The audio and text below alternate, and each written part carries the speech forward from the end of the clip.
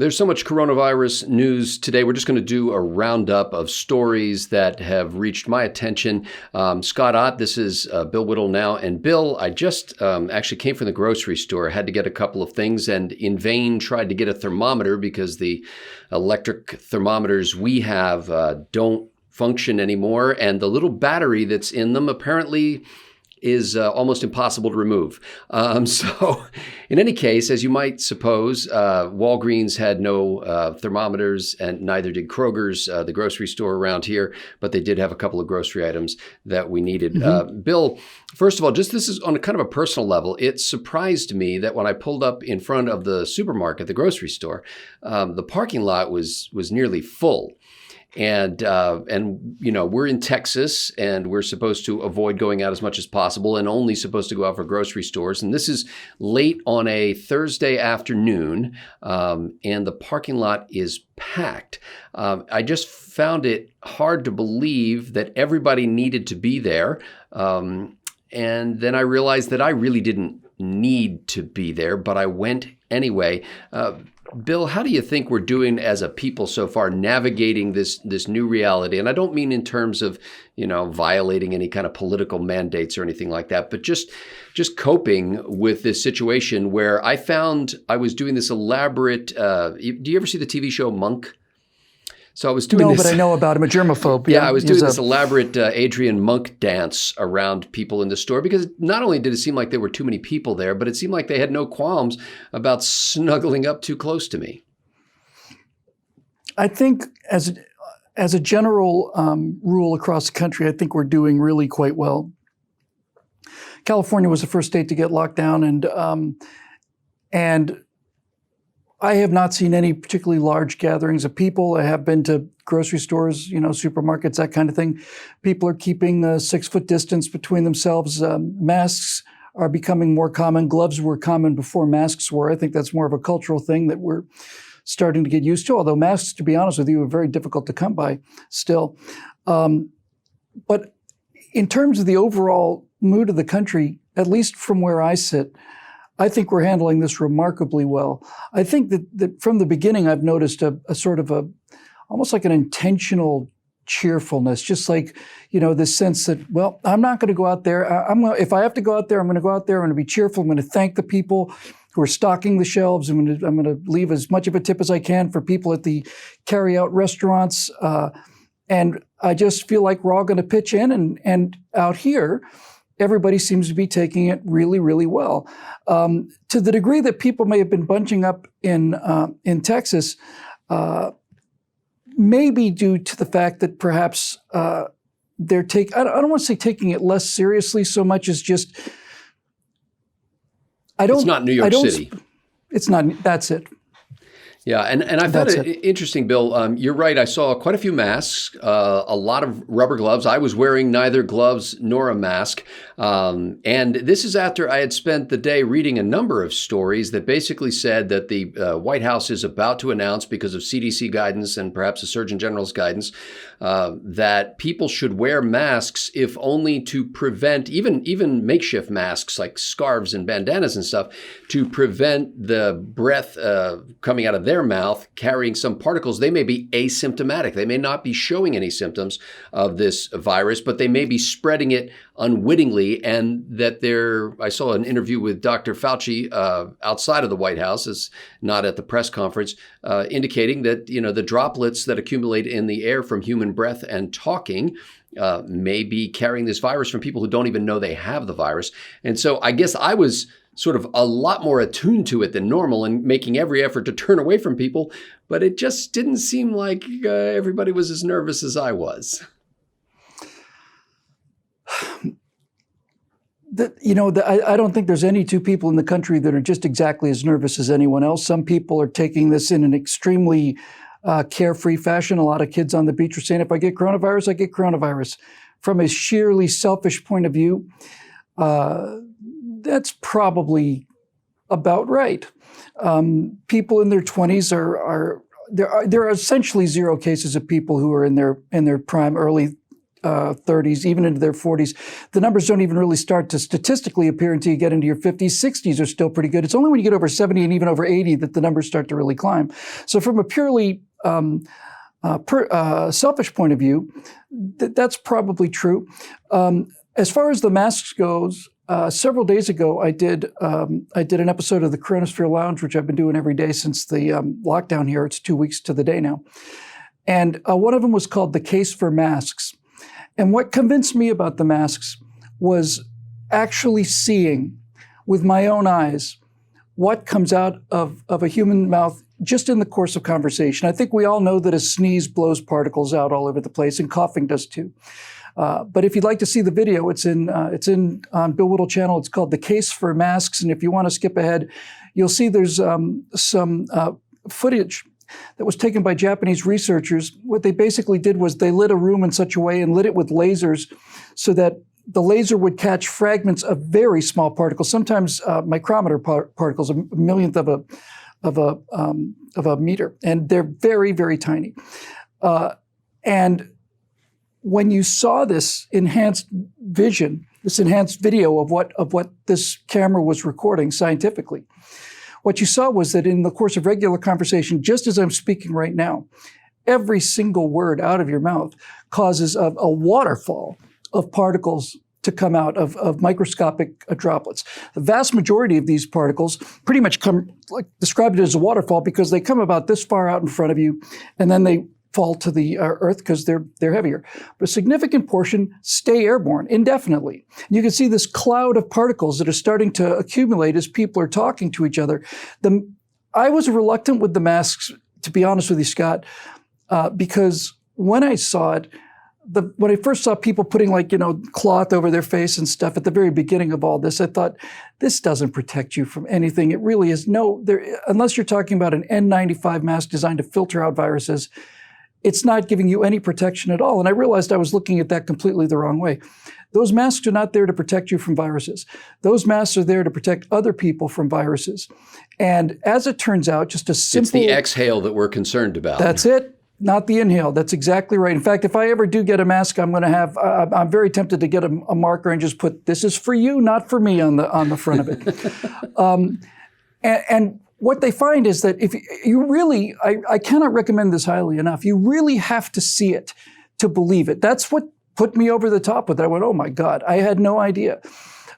People can be spreading COVID-19. It's called shedding virus. They can be contagious without having any symptoms or even knowing about it. And the wearing of masks is enormously effective. Not only does it stop these small particles in the air, but it also prevents this river from coming down and touching and remaining on horizontal surfaces. The reason we're doing the whole hand sanitizer thing, which is also a good idea, and washing our hands and all of these other suggestions, is because our hands pick up viruses that have been deposited on surfaces like doorknobs and tables and so on. The mask prevents a surgical mask, now not a N95 mask that's close fitting, but just a regular cotton surgical mask, prevents something like 95% of the total virus count with every single breath you exhale. So, yes, I think they're very good ideas. Now, I didn't get to hear the full presidential briefing from the White House today. I heard a great deal of it. And so I don't know that the White House has yet announced. They were expected to announce Thursday that this recommendation that people wear masks. I do know that in Laredo, Texas, local officials there have basically said, if you go out in public at a grocery store or a gas station or something like that, and you're not wearing a mask, you could be fined up to $1,000 if you're over 5 years old. So they've gotten serious about it in Laredo. Yes, and of course the problem is the shortage of masks. I'm exactly the same way you are. I didn't hoard buy anything. If I had $1,000, I'd buy a mask. Well, turns out there's a guy in Brooklyn who could oblige you at that price. The point I'm making is that I cannot get a mask or a thermometer for love or money. And by the way, I am now instantly a fan of the old style mercury thermometers that don't require batteries, calibration. We have a thermometer that made in China, I might add, that 3 or 4 days ago recorded my wife's temperature as 90.4 degrees Fahrenheit, at which point I just broke it in half and threw it away. But those kind of things are coming online quickly, thanks to guys like My Pillow Guy, Mike. And as soon as they become available, I will, without question, wear one anytime I'm out in public. I should say my wife managed to get her hands on a number of rubber gloves, and every time I go to either a restaurant to pick up some food or to the grocery store, 7-Eleven, I put those gloves on while I'm doing the shopping. I peel them off when I get to the car. I rub my hands with alcohol, and these kind of things are tremendously effective. Tremendously effective. It'd almost be interesting to see the effect it would have on seasonal flu if everybody were to do this, but this is much more serious than that. And it is certainly changing our behaviors at very least temporarily, and I suspect it will in the long term too. Just very briefly, one of the reasons that places like Singapore have done so well in terms of containment is because so many Asians wear masks. And one of the reasons they wear masks is because they've had to deal with multiple outbreaks of things like SARS, severe acute respiratory syndrome. These kind of outbreaks have spread mostly from China and have cut through Asian populations, which tend to be much more densely packed than Western ones, and especially American ones. And so they've gotten quite used to wearing masks. And I think, since you're asking for my personal opinion, Scott, I have to tell you, until I saw this video, I don't know how to describe this. I'll just be perfectly honest with you. Perfectly honest with you. Until I saw that video, I thought the idea of wearing a mask out in public was a little bit cowardly and prone to induce panic that I don't feel the need to induce. I felt like, I didn't feel like it would be showboating exactly, but I did think, up until I saw how much of these particles came out, I didn't think that it was really certainly worth the shock value, you know. I've changed my mind on this. To see Bill's episode of the Coronasphere Lounge, in fact, all at this count, 13 is going to be 14 by the time you hear this show, episodes of the Coronasphere Lounge. They all have the same color blue logo. You'll be able to find them at billwhittle.com. And I encourage you to go watch them there, actually, as much as we appreciate the video hosting services provided by YouTube. A larger percentage of our videos are being demonetized during this coronavirus pandemic.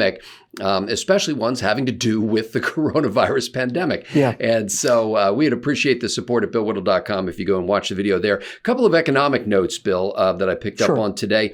One was, of course, the big news this morning of some 6.6 million new jobless claims, people filing for unemployment payments after a week after there were some 3.3 million. So we're in the neighborhood of 10 million, as some WAG pointed out that 6.6 is roughly the population of Los Angeles and Chicago combined. And then, as part of the president's press briefing this afternoon, Steve Mnuchin from the Treasury Department and several others got up and talked about efforts that the administration and with the assistance of Congress is doing regarding small business loans at very low interest rates to businesses willing to keep people on the payroll, essentially borrowing money at 1% interest. And the administration is saying that this money is, they expect that people are going to start receiving this literally tomorrow. So that'll be today as you watch this video. Good. Bill, economically, how are we doing so far in your perception? Well, we've never been here before.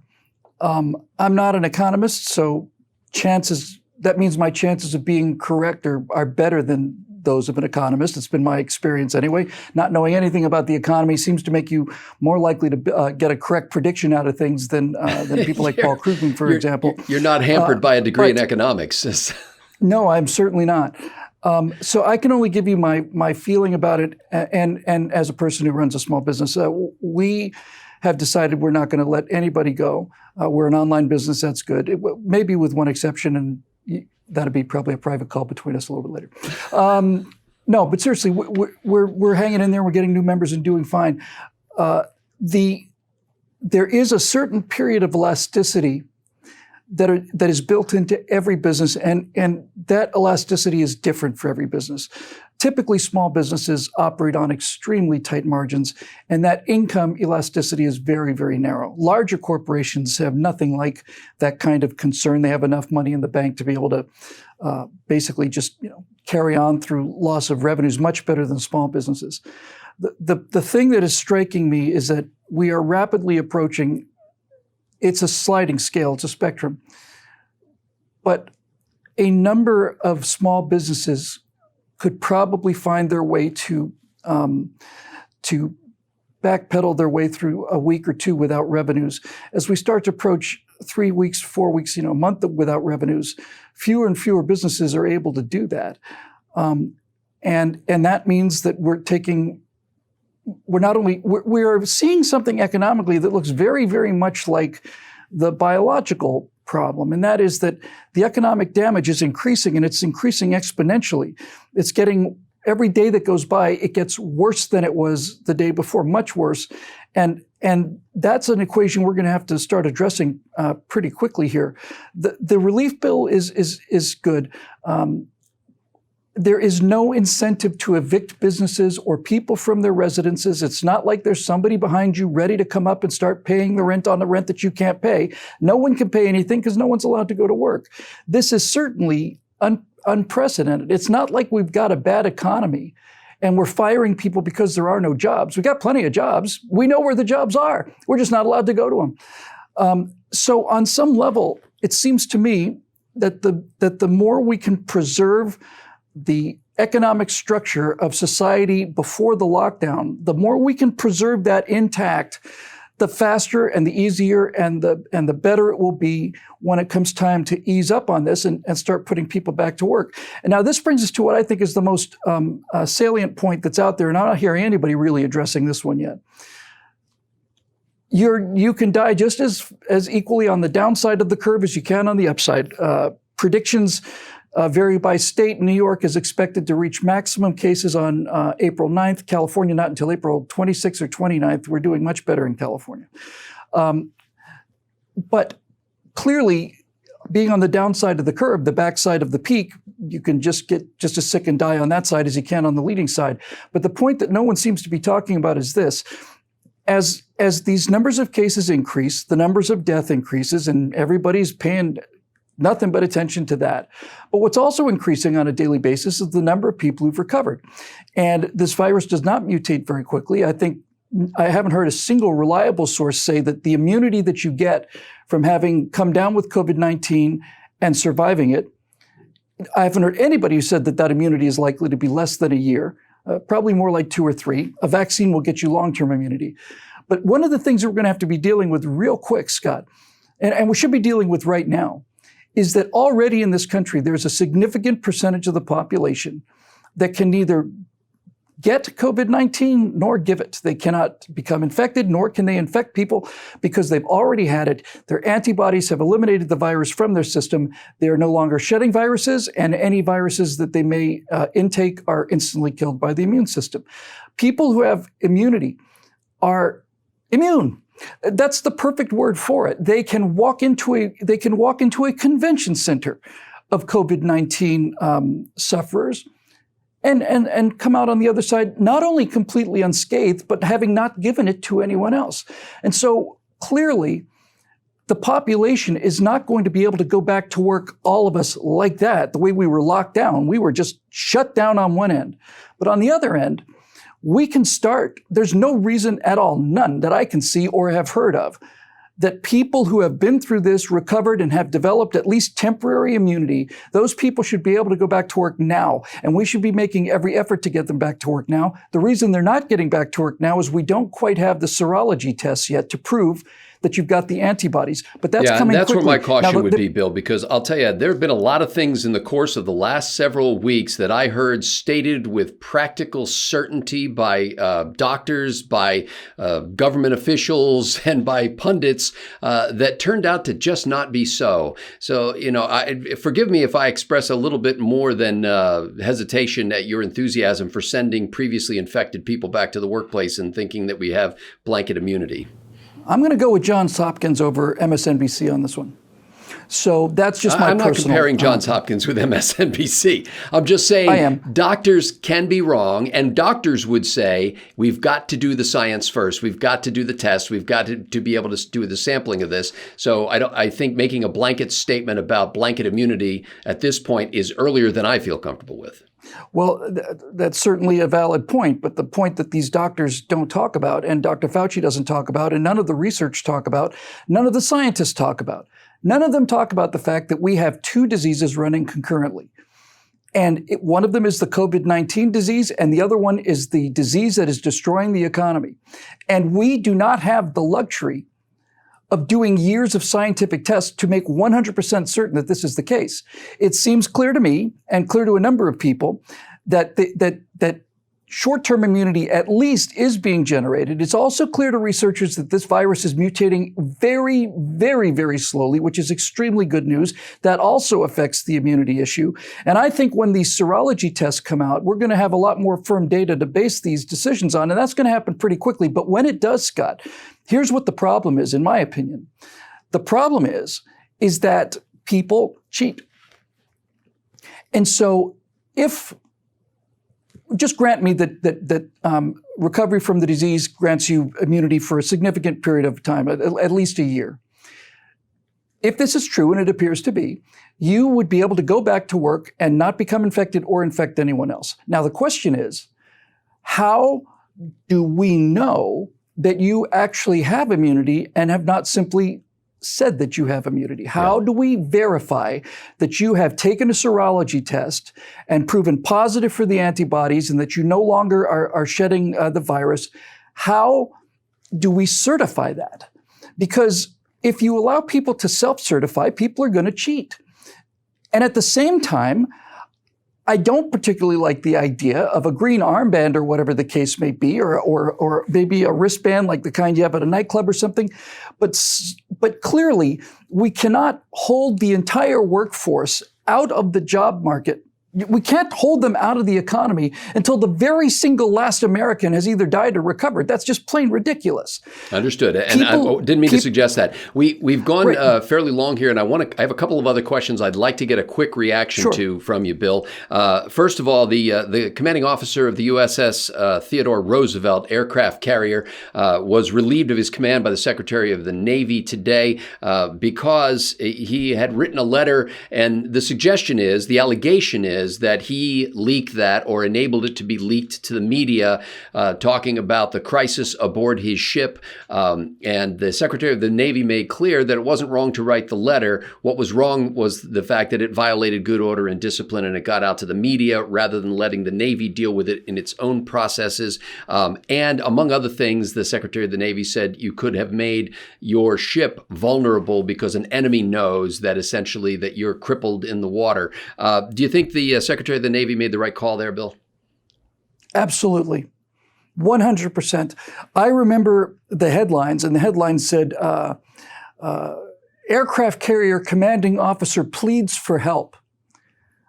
The military's position in a crisis is to provide help. They don't plead for help. The military is especially efficient at dealing with large numbers of sick people, moving large numbers of supplies. That's what the military is particularly good at. And when I heard that the commanding officer of the USS Theodore Roosevelt was pleading for help, I thought, I'm not denying that he's got a serious crisis on the ship, but to me, that is bad for morale. And if it's bad for civilian morale, then I got to imagine it's worse for naval morale. And I don't blame them one bit for relieving him. For him to simply for him to use secure channels, and I'm going to assume that a nuclear-powered aircraft carrier does have secure means of communication with the U.S. Navy back at home. He could have said, we've got a serious outbreak here, and he could have dealt with it. We don't know whether or not there are outbreaks on any other U.S. carriers, and I'm rather happy that we don't know. We also don't know for sure that the CO leaked the information, but apparently 20 or 30 versions of this email went out, and his hometown paper printed it. Okay, so it's possible, in fact, it's probably likely, that many vessels in the United States Navy, perhaps all of them, have already recorded cases, and maybe they're all dealing with them, but there is nothing that the civilian population can do for a ship at sea there's nothing that we can do for them. They're supposed to be helping us, and they have been. They've been doing a remarkable job of it. For him to say we're deployed, we're a nuclear-powered aircraft carrier, we're deployed, and we don't have enough masks, please help us, what does that accomplish? It doesn't accomplish anything. I think it was irresponsible and reckless. And he said that basically sailors shouldn't have to die in peacetime. I think that was a direct quote, something like that. On the political front, Bill, we have two stories. Captain, it's not peacetime anymore. This isn't peacetime. We're not in peace anymore. Go ahead. Yes. And I'm sorry, I'm rushing you ahead on this thing, but we have to get it in within before we run out of VHS tape. Of course. The two things on the political front. One is that the Democratic National Convention is going to be pushed back a month, so now it's going to be mid-August instead of mid-July. And then on that similar front, the Wisconsin primary apparently scheduled for April 7th. There was an effort to push that back, and a judge has blocked that effort. And so at this point anyway, as we record this, it looks like Wisconsin holds its primary on April 7th. What do you think of the wisdom of those two decisions? I think pushing back the convention is wise. At least it would be wise just in terms of public health. Whether or not you want to push Joe Biden's mental deterioration another month into the future, I hate to be so crass about this, but I'm not the person running. Well, he's got to be here for November, you know. Well, he's got to be breathing for November. I think given Joe Biden's deterioration, every month that goes by in terms of delay is not helping Joe, but he'd have to face the debates in October anyway. So there you go. So I think it's probably wise to do that. As far as not allowing the Wisconsin primary a delay, I don't see the sense in that. The Wisconsin primary needs to happen. There's no question about that. But I can't see any harm in delaying this for a couple weeks or a month. We're going to have to accept the fact that a lot of things are going to be different for a while here, and some things are going to be different permanently. If you are issuing a statement that says people cannot congregate in one place because this is an enormous multiplier of viral contagion, and at the same time you say, oh, and by the way, you're going to have to go out and vote in large numbers in enclosed booths. I don't see how that makes any sense. I am strongly against remote voting. I am strongly opposed to things like write-in ballots, early voting. I hate all of it. I think it's rife for cheating. But the reality on the ground is that at least in the primary season, that's going to look like about the only way that people are going to get to vote. And fortunately, they're primaries, and I don't put the same weight on those as I do on elections that are directly for office.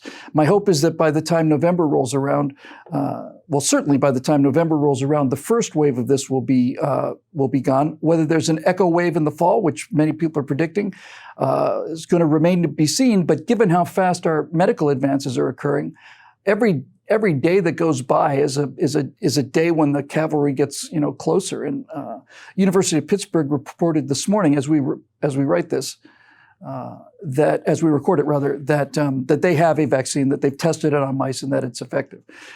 It's going to be a while before that gets into production and testing and all the rest of it. But every day that goes by helps us. So if you're going to postpone the election, the Wisconsin primary, long enough for people to get absentee ballots and mail that one in, I don't see how that harms the Republic, and forcing people to do it in these conditions, I think, is a bad decision. Final question, and let's finish on a positive note here.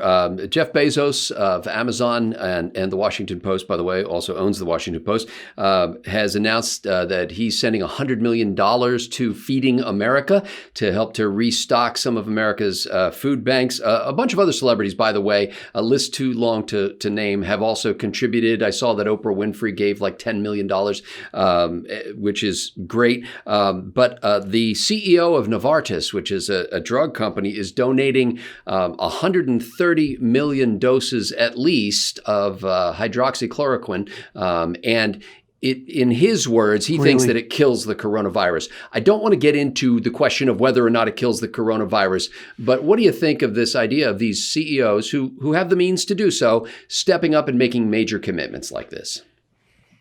Yeah, the chloroquine doesn't kill the coronavirus, but it certainly inhibits it. I don't think there's any question about that.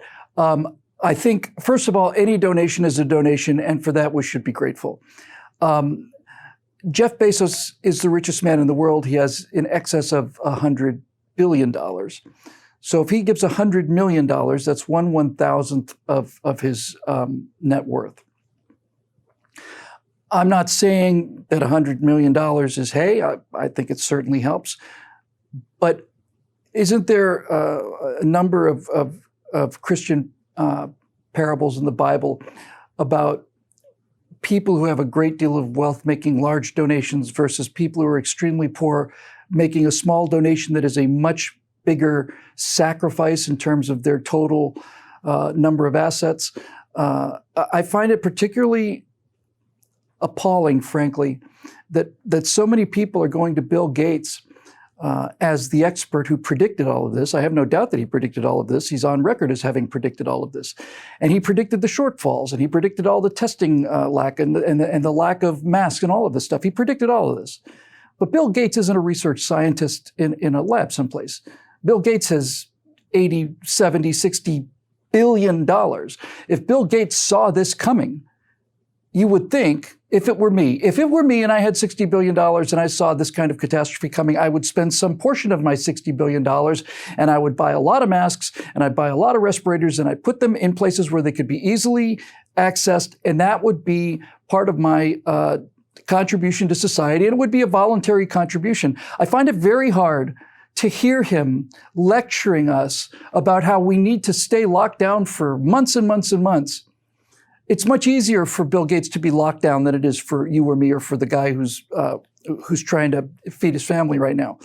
And so while I'm grateful for these donations, I find the donations of 100, how many doses? 130 million? 130 million from Novartis to start. That's an astonishingly good news. That is an enormously powerful gift.